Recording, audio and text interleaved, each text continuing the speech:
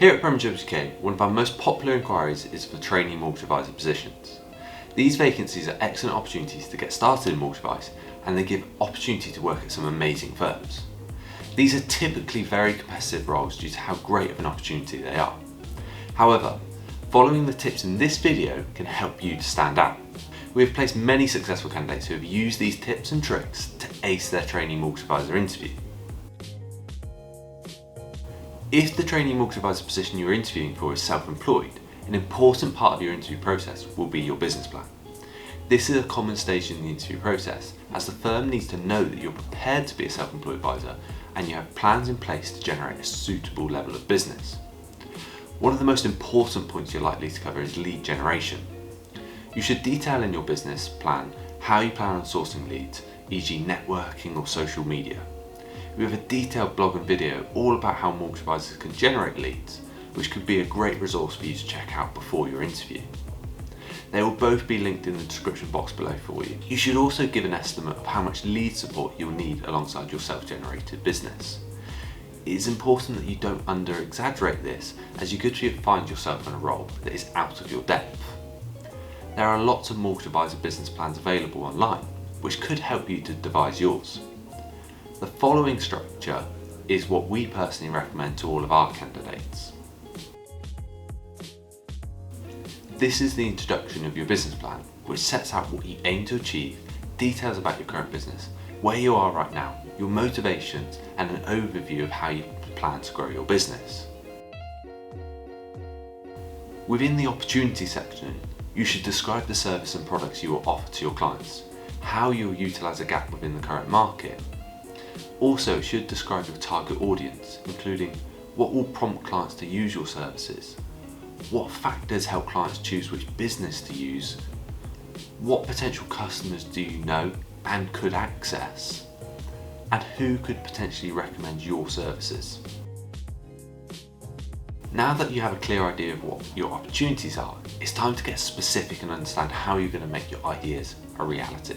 You should include details of your marketing and your sales plan and how you will measure your efforts.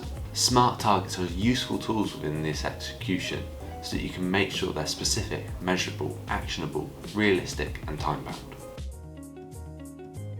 To give you the highest chance of your success, it's beneficial to have a financial plan in place to keep track of your business's finances. You can include a sales forecast, personal survival budget and cash flow statement.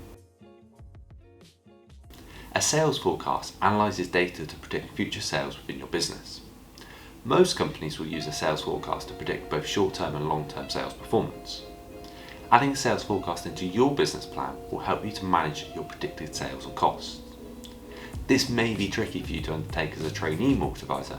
However, by asking questions to the recruiter and during the interview, you should be able to gather information on what other individuals have typically achieved in the role that you're applying for. It's also worth remembering that remortgages and protection advice will be banked much quicker, so prioritising these in your first year can help you to make an impact on your sales. The personal survival budget tool reviews your monthly expenditure versus estimated income. As a mortgage advisor, you'll soon become familiar with this exercise. Being self-employed comes with many benefits. However, to earn these benefits and rewards, you need to first invest in yourself. By undertaking the personal survival budget, you can identify what you need to be earning per month.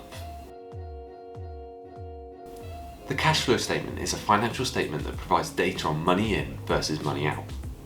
By using the information from the personal survival budget, you can identify what your typical monthly expenses are, and that's your money out. Then, by adding your sales forecast, you can add in your predicted money in. It is important that you remember to allow time to build up your pipeline and not be disheartened if it takes a few months for your sales to be outperforming your money out.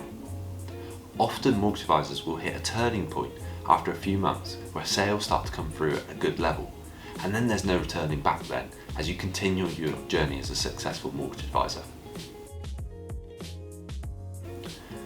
Developing a short-term plan helps you identify what your initial actions and objectives are, which provides excellent structure during the early part of your journey as a self-employed mortgage advisor.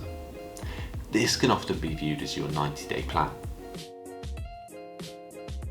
So that you continue to grow and develop your business, it is beneficial for you to also identify your long-term aims and objectives. therefore providing you continued direction and pushing you forward in your career. People will often break these down into goals for 1 year, 3 years and 5 years. Then it's an opportunity to provide an appendix. This could include any further information you feel is necessary. It could be images, graphs, anything sort of like that. The next important step is that you go into your trainee interview having researched the company you're interviewing for.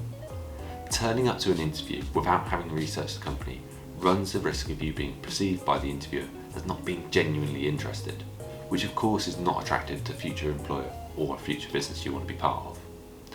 Especially considering the typically competitive nature of trainee mortgage advisor roles, they are so attractive to aspiring mortgage advisors like yourself. It is worth remembering firms who take on trainees are also putting a lot of faith into whoever they decide to onboard, and trainee roles require lots of patience, training and potential risk for them as a firm. Due to this, firms are wanting to make sure the person they're investing in has shown dedication and effort at the interview stage by researching their company thoroughly. When researching the company, check all of their social media. Many firms have social media accounts like YouTube, Twitter and Instagram. Perhaps the most important social media channel to check, however, is LinkedIn. Many firms will regularly post about their services, employees and any team events etc. they have, so this can be a great research tool. From LinkedIn, you can also find about the people who will be interviewing you. This is useful so you can establish their role within the firm, but also you may see some common interests you have with them, which you could discuss at interview and build a bit of rapport.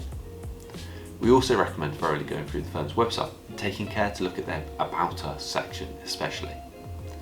It is also common that firms will have information about the products and services they use, which is definitely useful for you to know. For example, find out if the company is tied or whole of market. These are all worthwhile things to keep in mind while you research. And if you really want to impress them, research further into those particular products so you have a good knowledge of them before your interview. If the firm you're looking to join is part of a network, for example Openwork or SGP or Quilter, we recommend you research the network too. Firms that are part of a network often have different onboarding processes than directly authorised firms. E.g. they may have entrance exams or training courses that differ from other firms. They may also offer different services due to being part of said network. Researching the firm also puts you in a better position to ask more informed questions at the interview stage.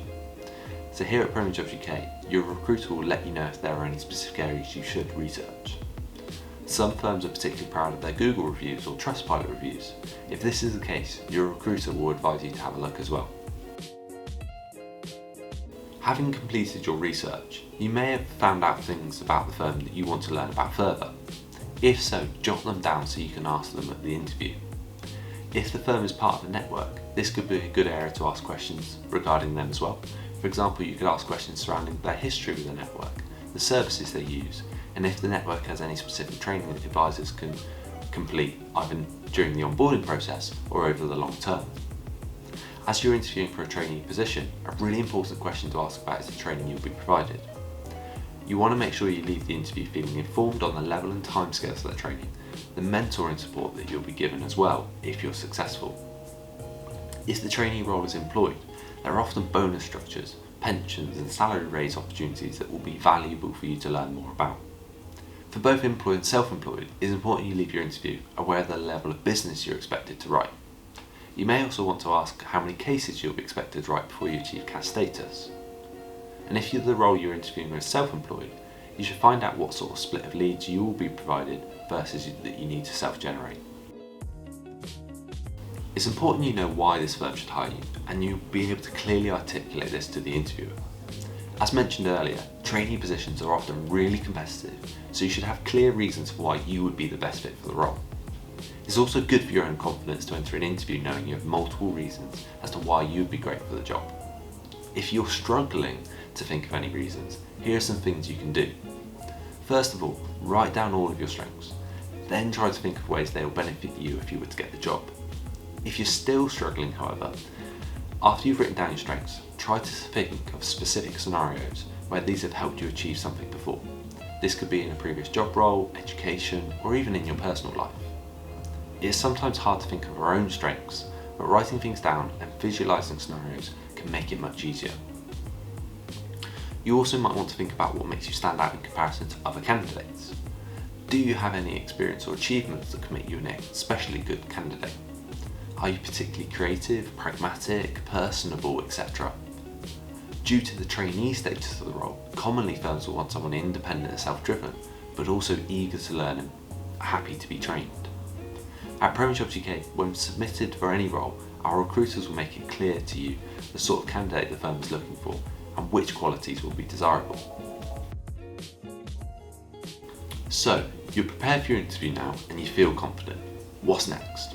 The next important step before your interview is to make sure you have an outfit.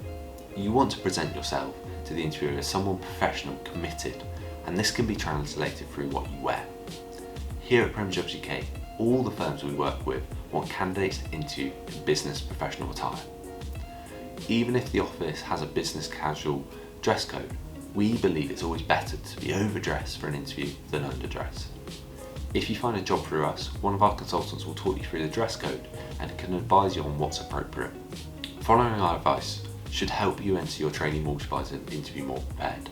Lastly, good luck. If you have any more questions, feel free to reach out to us through email, LinkedIn or call us. All our details will be in the description box below. We also have a number of excellent trainee roles that could be a great fit for you, so don't hesitate to contact us about those today. Thank you for watching today's video. Make sure you subscribe and turn on post notifications so you don't miss any of our other upcoming content.